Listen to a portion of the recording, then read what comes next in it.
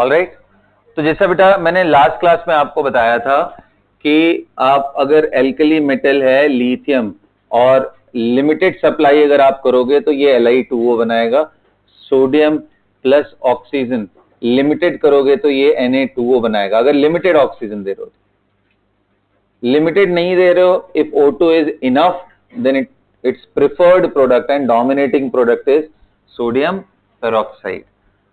ठीक वैसे ही मैंने आपको बताया कि भाई बेरिलियम जब भी आप ऑक्सीजन के साथ हीट करते हो it forms BeO and magnesium with oxygen form MgO। अच्छा एक चीज ध्यान रखना कि मैग्नीशियम के रिबन्स होते हैं ना, पतले strips, they Burns with dazzling brilliant flame, बहुत ही ज्यादा मतलब लाइट प्रोड्यूस होती है, बिल्कुल बहुत ज्यादा। तो ये इनके साथ होता है मोस्टली पाउडर्ड एंड पतले रिबन्स जो होते हैं ना उनके साथ। ब्लॉक ले लोगे मैग्नीशियम का तो उसमें डैजलिंग फ्लेम नहीं आएगा, उल्टा वो रिएक्ट ही करना बंद कर देगा थोड़ी देर के बाद। ऊपर एक प्रोटेक्टिव लेयर बन जाती है ऑक्साइड की। बेरिलियम एंड मैग्नीशियम दोनों के साथ ऐसा होता है, protective layer of oxide is form, जो कि फर्दर अंदर वाले चीजों को प्रोटेक्ट करता है। जैसे मान लो बड़ा सा ब्लॉक लिया सॉलिड का, तो क्या होगा, जो अपना आउटर लेयर है बेटा वो तो एक्सपोज हो जाएगा ऑक्सीजन के साथ, तो वहां पे बेरिलियम ऑक्साइड बन जाएगा और यहीं पे वो चिपक जाएगा। तो अंदर वाला बेरिलियम तो एक्सपोज हुआ नहीं, इस वजह से नहीं। लेकिन अगर आप स्ट्रिप्स के फॉर्म में रखते हो, पतले पतले स्ट्रिप्स, तो मोरलेस आप दोनों तरफ एक्सपोजर दे रहे हो। तो इसलिए जब आप ऑक्सीजन के प्रेजेंस में इसको बर्न करते हो तो ये डैजलिंग फ्लेम। मैग्नीशियम, बेरिलियम वो भी ब्रिलियंटली बर्न करता है, बट उसकी जो चमक होती है उतना नहीं होता जितना मैग्नीशियम का होता है। गॉट इट, है ना। अच्छा Mg से MgO बनेगा, फिर कैल्शियम से CaO बनेगा, ऐसे सभी के सभी। Even barium also forms BaO, but to some extent BaO2, जिसको क्या बोल रहे हैं, बेरियम पेरोक्साइड। देखो पेरोक्साइड बनाना हो तो बड़ा आसान सा है ना,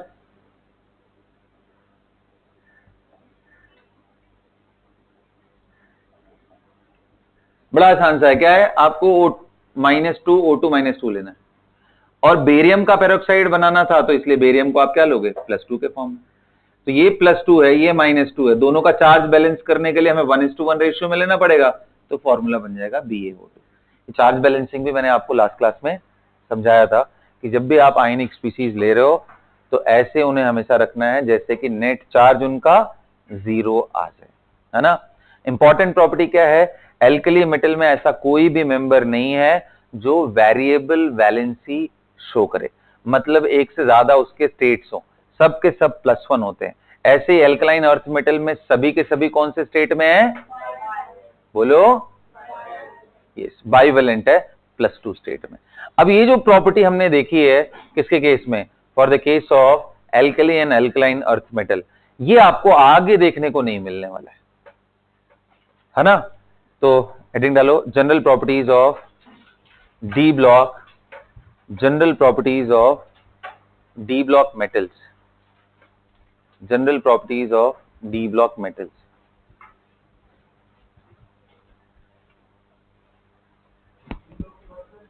हाँ डी ब्लॉक बेटा, डी ब्लॉक मेटल्स, सारे के सारे मेटल्स ही है ना। देखो पूरे जितने भी आपने एलिमेंट पढ़ा है ना बेटा, बड़े कम उसमें ऐसे हैं जो नॉन मेटल्स हैं, बिल्कुल, वो भी राइट साइड में आप आओगे यानी पी ब्लॉक के अंदर, उसके अंदर आपको नॉन मेटल्स कुछ देखने को मिलेंगे, बाकी 118 एलिमेंट में से ज्यादातर क्या है, मेटल्स ही। तो डी तो पूरा ही है, एस भी पूरा ही है, सिर्फ हाइड्रोजन को छोड़ करके। एच क्या होता है हमारा, डायटोमिक गैसियस फॉर्म में नॉन मेटल होता है, हाइड्रोजन नॉन मेटल है, गैस होता है, लेकिन बाकी सभी के सभी क्या है, मेटल्स। तो मैं अभी डी ब्लॉक की बात कर रहा था। चलो भाई, अब मैं जिससे पूछूंगा वो मुझे आंसर करेगा, राइट। चलो यस, खड़े हो जाओ बेटा। रणवीर बताइए आप, मैं डी ब्लॉक के एलिमेंट्स लिखना चाह रहा हूं, मुझे पहले हेल्प करिए। डी ब्लॉक के एलिमेंट्स में मुझे थर्ड ग्रुप के एलिमेंट्स बताइए।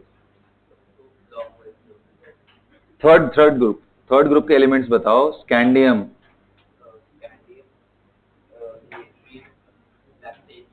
Lanthanum, actinium, that's it. Next,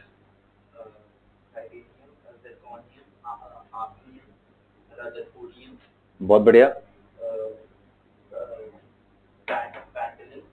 vanadium, niobium, टैंटेलम, हाँ नियोबियम यहाँ कहां से आया? नियोबियम तो हो गया ना, डूबनियम होगा। Vanadium, niobium, tantalum, dubnium. इसके बाद बताइए। मॉलिबिडिनम। बार बार आप पढ़ाई नहीं करो, इसका मतलब घर पे तो बेटा उसको देख लो ना यार, अब टाइम मिल जाएगा। इसको देख लो अच्छे से, बैठ जाओ। अब तो पीरियोडिक टेबल भी दे दिया तुम लोग को, है तुम्हारे पास? तो उसमें देखो नाम वगैरह सब लिखा हुआ है, उसको मेमोराइज करना। Chromium, molybdenum, tungsten, seaborgium. इसके बाद बताओ।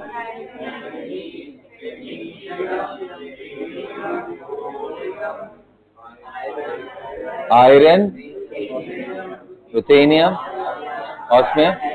हाँ बस अब रुक जाओ, मुझे जिसको सिलेक्ट, रोहन खड़े हो जाओ। नेक्स्ट ग्रुप बताओ।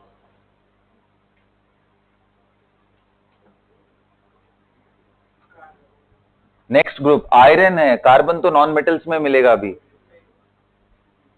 आयरन के बाद नेक्स्ट कौन सा आएगा?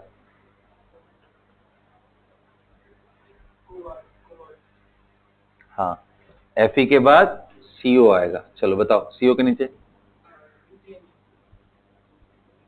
रोडियम है। रुथेनियम इज Ru, ये रोडियम है। कोबाल्ट, रोडियम, आगे बोलो।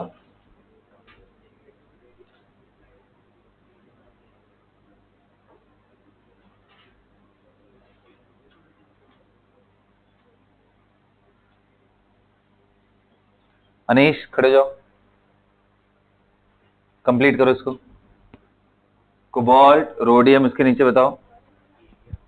इरिडियम है, IR। हाँ, मैटनेरियम, MT चलेगा, कोई बात नहीं। इसके बाद अगला बताओ। कोबाल्ट के बाद बेटा निकल आता है। निकल,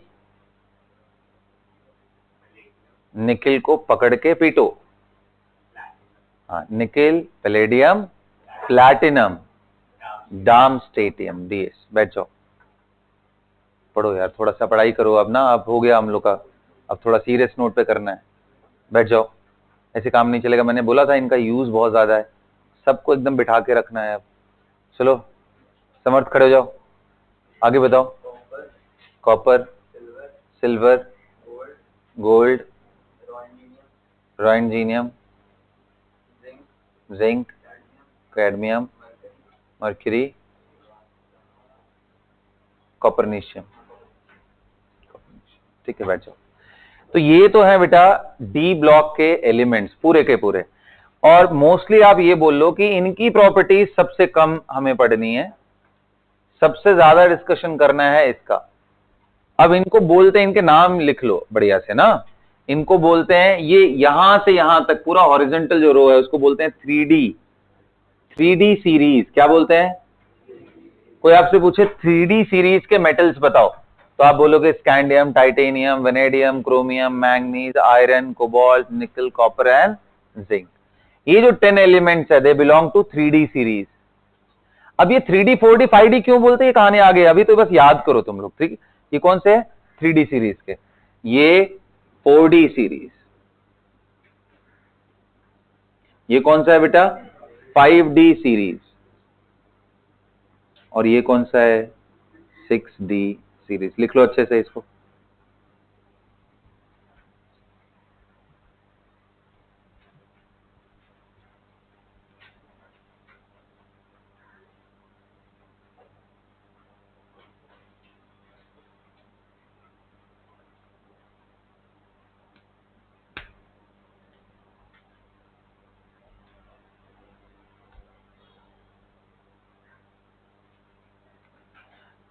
जो केमिस्ट्री हमें पढ़नी है ज्यादातर एलिमेंट्स की, उनमें जो सबसे कॉमन है वो बता रहा हूं, यहां से शुरू होता है।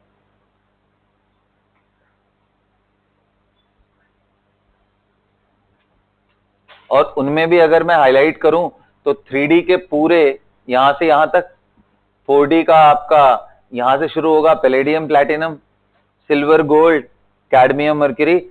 मतलब अगर मुझे हाईलाइट करना हो तो कुछ ये एक ऐसा फॉर्म है जिनका डिस्कशन सबसे ज्यादा होता है। स्कैंडियम, टाइटेनियम, वेनेडियम, ये सब नीचे जितने भी आप देख रहे हो, इनकी केमिस्ट्री बहुत ज्यादा डिस्कशन में है ही नहीं।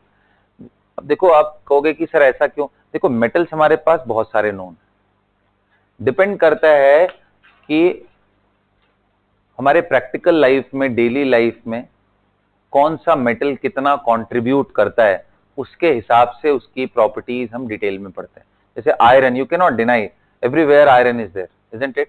आप घर के अंदर कोई भी, अगर पूरे घर के अंदर आप देखने की कोशिश करोगे तो उसमें जरूर आपके पास ऐसे कोई ना कोई मटेरियल होंगे जिसके अंदर आयरन का कुछ ना कुछ एलिमेंट लगा है। कुछ नहीं है तो कम से कम स्क्रू तो होगा ही, समझ रहे हो ना? तो यूटिलिटी वाइज आयरन बहुत ज्यादा इंपॉर्टेंट है। जिंक इंपॉर्टेंट है, कंटेनर्स वगैरह जो भी आप देखो मोस्टली जिंक के, एल्यूमिनियम के इनके बने रहते हैं, है ना? एंड कॉपर यार undoubtedly one of the most important component of the wire, isn't it? Copper के वायरिंग होती है ना? तो ऐसे अगर आप बात करोगे तो मैंगनीज का अपना रोल है क्वालिटेटिव केमिस्ट्री के अंदर। मैंगनीज का रोल कहां पे है बेटा? Qualitative chemistry. एक इसका कंपाउंड होता है पोटेशियम पर मैग्नेट, कितने लोग फॉर्मूला जानते हो? व्हाट इज द, हाँ जी, KMnO4। कौन सा कलर होता है ये? हाँ जी, KMnO4 इज पर्पल, पर्पल होता है।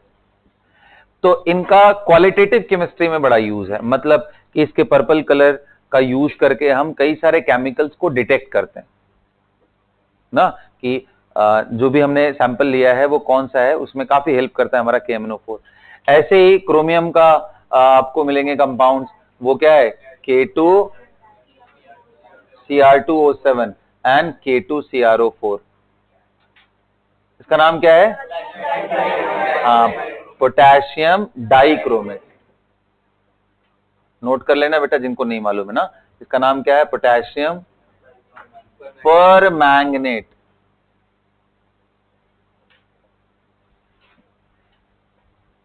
इसका कोई कलर बताएगा?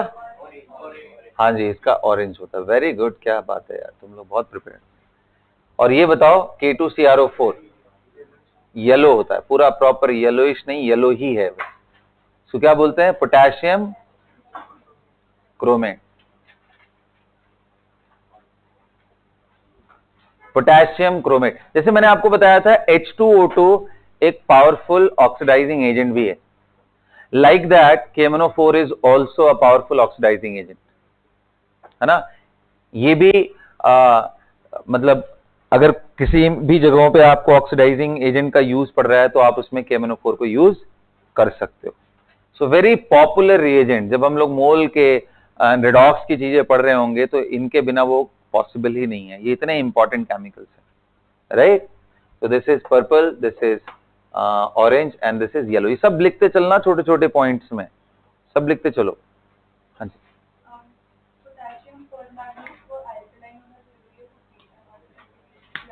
एसिडिक, एल्कलाइन नहीं, नहीं एसिडिक होना जरूरी है।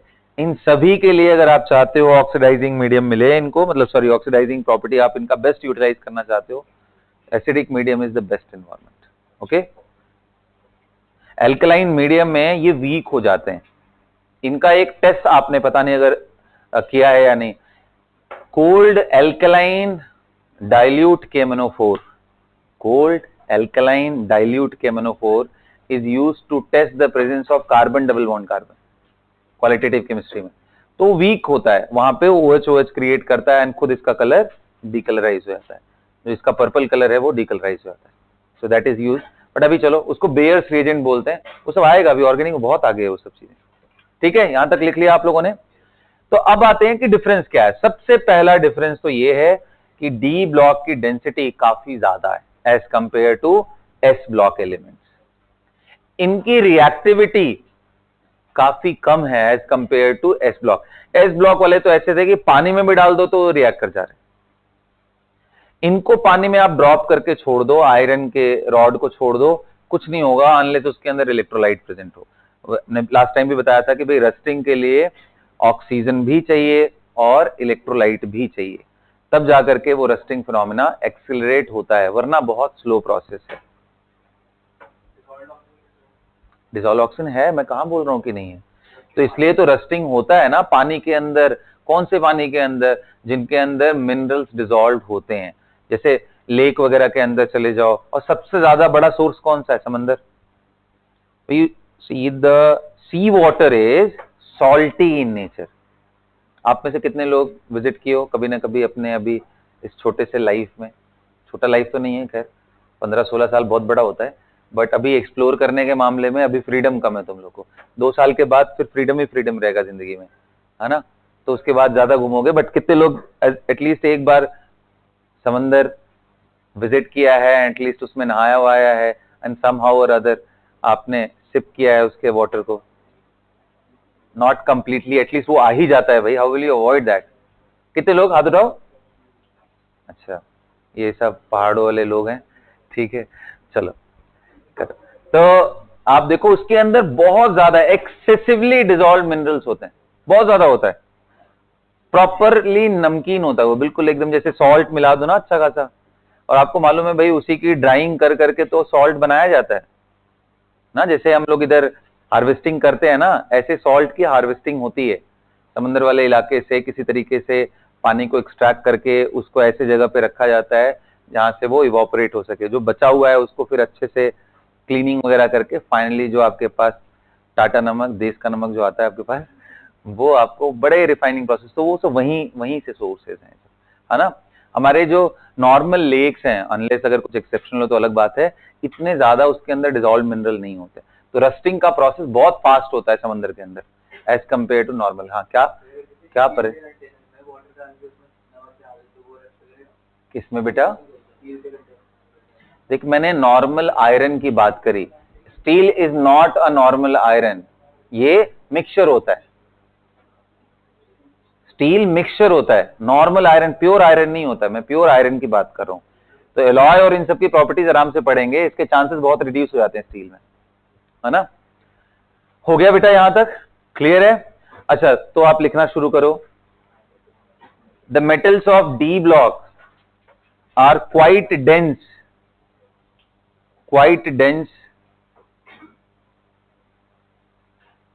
ब्रैकेट में लिख सकते हो दे आर हैवी,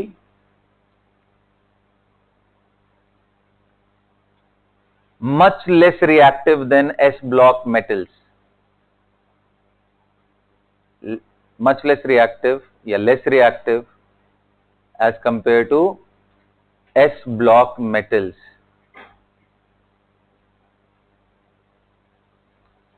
एंड इनकी सबसे इंपॉर्टेंट कैरेक्टर्स में से एक है, दे show variable valencies.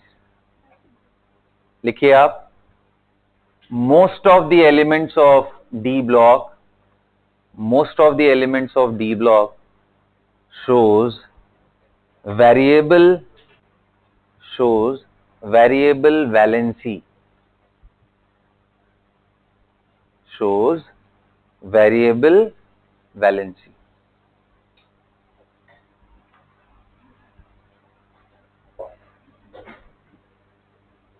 Got it? Variable valency होता है। सबको क्लियर है यहां तक? बोलिए। चलिए, अच्छी बात है। अब उन वेरिएबल वैलेंसीज में से मैं कुछ फिगर आउट करता हूं जो केमिस्ट्री में बहुत यूज आने वाले, है ना। उनमें से आता है बेटा, देखो, आयरन का +2 फॉर्म को हम क्या बोलते हैं? एंड आयरन +3 फॉर्म को क्या बोलते हैं?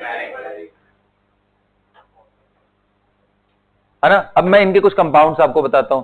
एक तो नॉर्मल ऑक्साइड है, जैसे FeO, आयरन +2 एंड ऑक्सीजन -2, सो क्या बोलेंगे? Ferrous oxide. एक ऑक्साइड है Fe2O3, समझ रहे हो ना कैसे बन रहा है? आयरन +3 ऑक्सीजन -2, ये इधर कर दो, ये इधर कर दो, Fe2O3। ये फेरिक ऑक्साइड, लिखते चलना, ये फेरस ऑक्साइड है और ये फेरिक ऑक्साइड है। अच्छा, इन दोनों के अलावा एक मिक्स्ड ऑक्साइड भी मिलता है, वो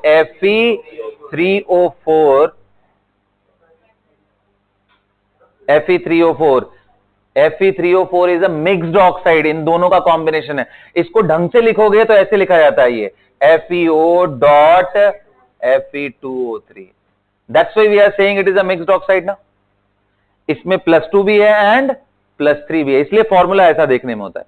Fe3O4 is a mixed oxide of iron containing both the ions ferrous and ferric. सब एक एक पॉइंट में आप नोट करते चलोगे।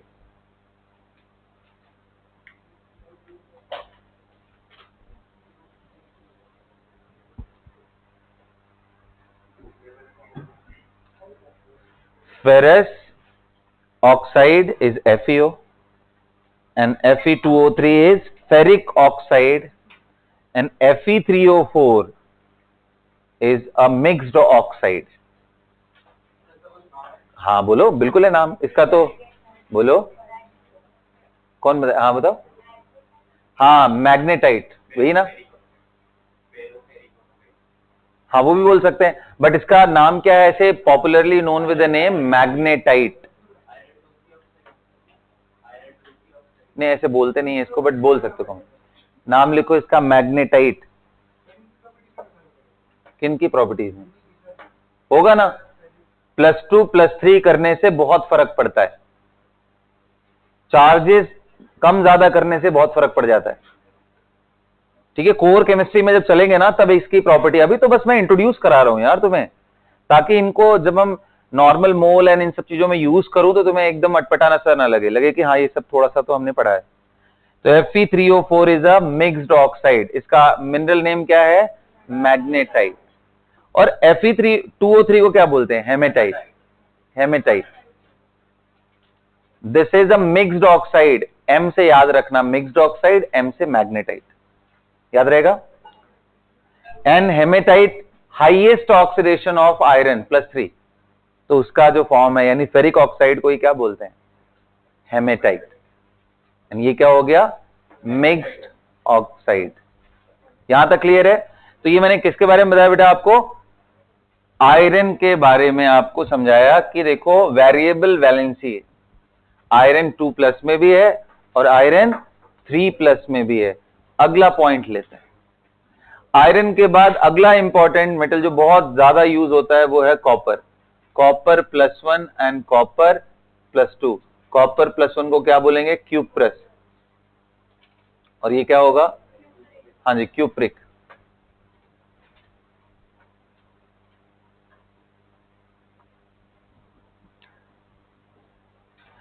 जैसे बताओ Cu2O, ये रेड कलर का कंपाउंड होता है,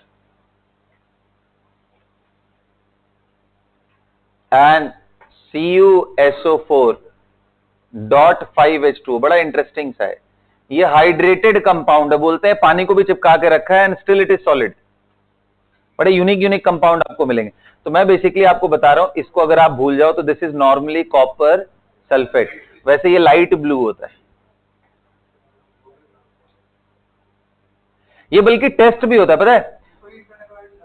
हाँ इसको हीट करने पे, बिल्कुल सही बोल रहा है। CuSO4 अगर एनहाइड्रस हो गया, इसको नॉर्मली सॉलिड या एनहाइड्रस कॉपर सल्फेट, ये व्हाइट होता है।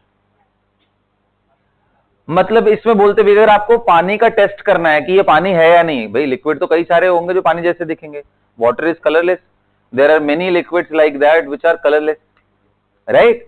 अब आपको टेस्ट करना है कि वो लिक्विड वाटर ही है, तो आपको उसके कुछ ड्रॉप एनहाइड्रस कॉपर सल्फेट के ऊपर ऐसे गिराना है।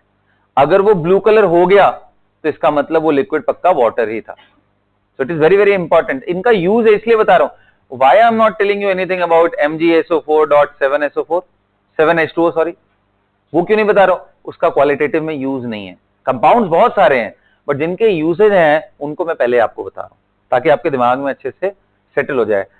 स्टार्टिंग वाले लेक्चर्स के जितने भी पॉइंट्स है उनको आपको बार बार रिवाइज करके दिमाग में बिठा लेना है, इनके यूज आने वाले।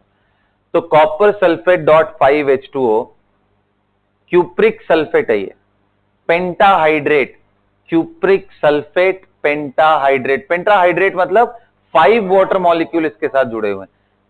ये बेटा वाटर मॉलिक्यूल के जुड़ने के बावजूद ये सॉलिड है, दिस इज नॉट लिक्विड। बोलो संप्रीत, सेट हो रहा है दिमाग में, okay. CuSO4, what is CuSO4?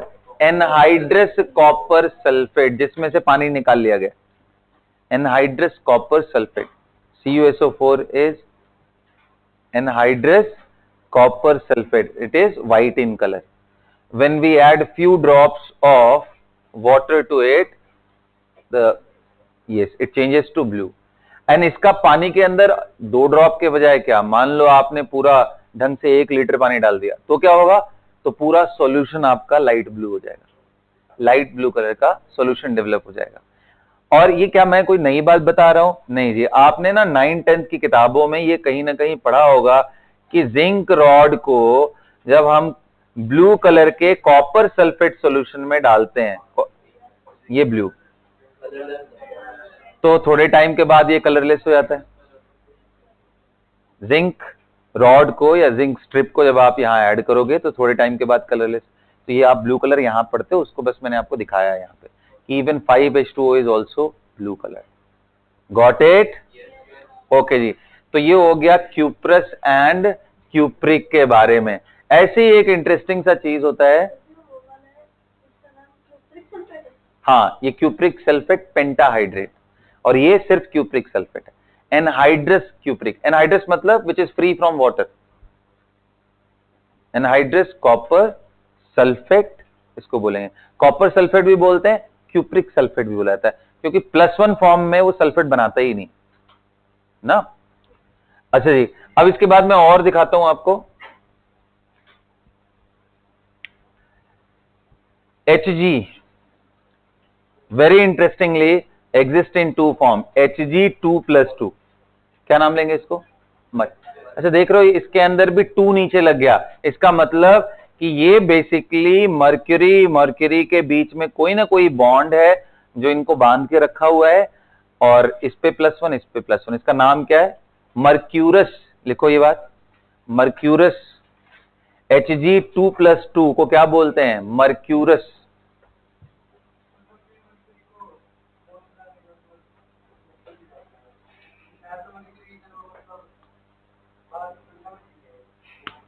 क्या क्या नहीं समझ आया कुछ देर? हाँ बेटा,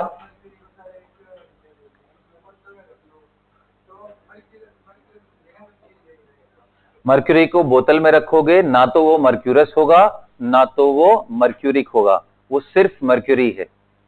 उनमें और मर्क्यूरस क्लोराइड में जमीन आसमान का फर्क है। समझ रहे हो मेरी बात?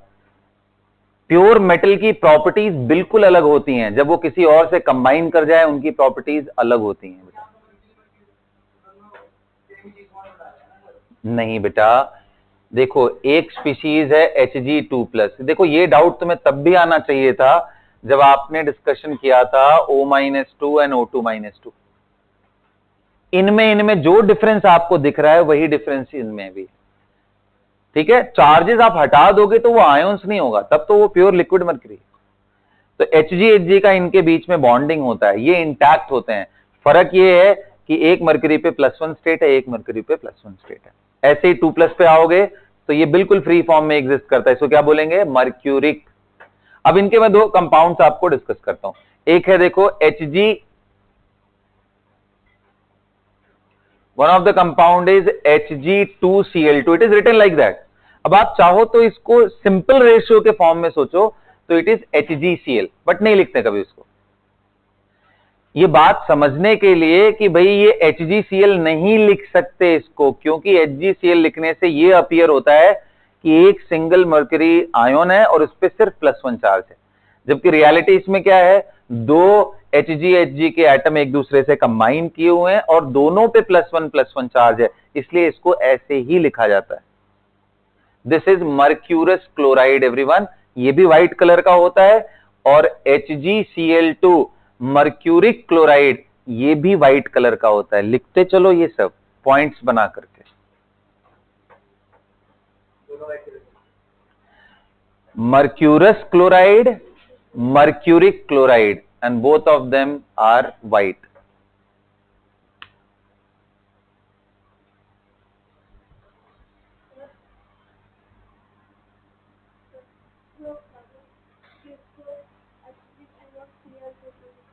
Hg2Cl2 कैसे लिखते हैं वो मैं समझा दे रहा हूं।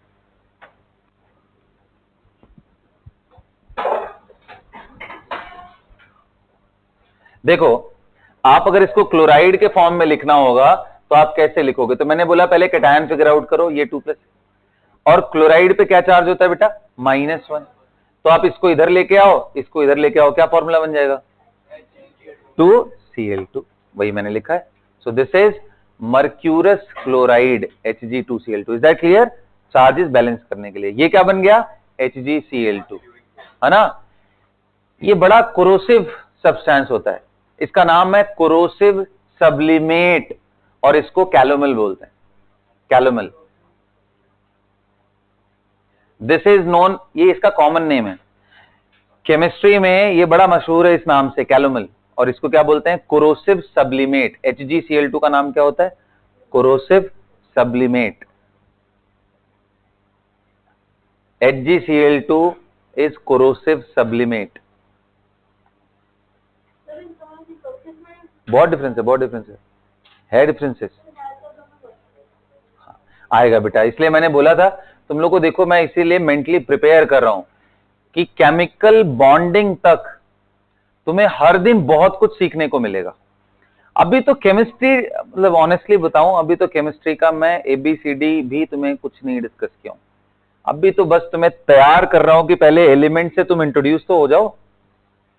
केमिस्ट्री तो बेटा अभी शुरू होगा, थोड़ा सा पहले फिजिक्स पढ़ लो, हल्का सा मैथ्स पढ़ लो, तब आइडियली केमिस्ट्री शुरू ही होना चाहिए क्लास 12th में। 11th में तुम्हारे पल्ले अगर वो पढ़ रहा है तो it is the beauty of the teacher that he is able to feed the information in the right way in your brain. Class 11th के अंदर मैं बता रहा हूं, नहीं क्या बात नहीं है इसमें, ये बहुत इंपॉर्टेंट है। नहीं, इसमें मैं एडमायर नहीं करूंगा इस स्टेटमेंट को तुम्हारे, ठीक है संप्रीत? आ रहा है बात समझ में? क्योंकि बेटा इसके अंदर ना बहुत ज्यादा फिजिक्स यूज होने वाली है एंड बहुत ज्यादा मैथमेटिक्स यूज होने वाला है, तब जाके आप केमिस्ट्री समझने लायक। रटने के लिए तो तुम लोग यार रट के बैठे ही हो गए अभी तक, जितने लोग भाई लेके आओगे परसेंटेजेस, वो सब समझने से कुछ नहीं हुआ है। अब भी सारी चीजें आपने 9th-10th के लेवल पे सिर्फ याद की हैं। इसकी लॉजिकल पार्ट को समझने के लिए आपको डिसेंट इनफ फिजिक्स आनी चाहिए, और वो धीरे धीरे तैयार होगा, कोई बात नहीं।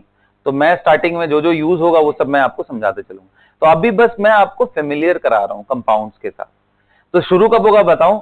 शुरू होगा जब हम स्ट्रक्चर ऑफ एटम को पहले समझेंगे कि एटम का एक्चुअल स्ट्रक्चर क्या है। जो अभी तक आपने अपने दिमाग में इमेज बनाया है वैसा ही है या उससे अलग है, ये पहला सीखेंगे हम लोग। ये जब हो जाएगा तो एटॉमिक प्रॉपर्टीज सीखेंगे। उसमें इलेक्ट्रॉन अगर दो तो क्या होता है, इलेक्ट्रॉन को बाहर निकालो तो क्या होता है, उससे रिलेटेड, जिसको हम पीरियोडिक प्रॉपर्टीज के अंदर देखेंगे, जो second chapter, I mean third chapter है टेक्निकली।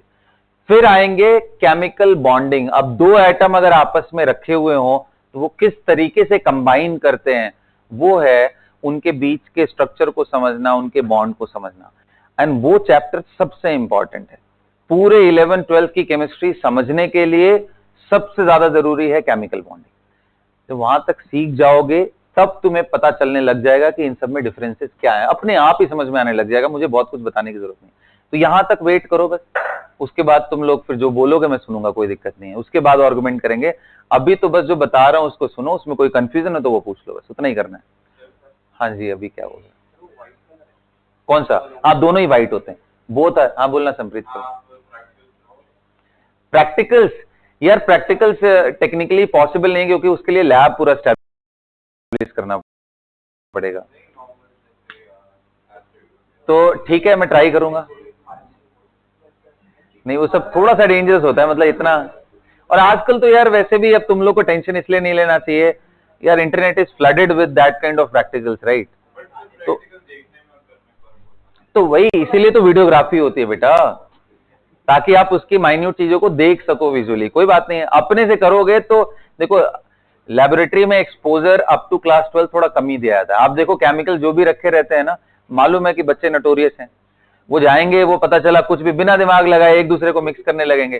कोई पॉइजनस गैस निकल गई गलती से तो पूरे क्लासरूम के अंदर फैल जाएगी और सब खत्म हो जाओगे एक ही यूनिट में। तो बड़ा डेंजरस होता है, इसलिए इसलिए पहले 11th-12th के लेवल पे आपको अवेयर कराया जाता है केमिकल्स का इंपॉर्टेंस क्या है और कितना डेंजरस हो सकता है।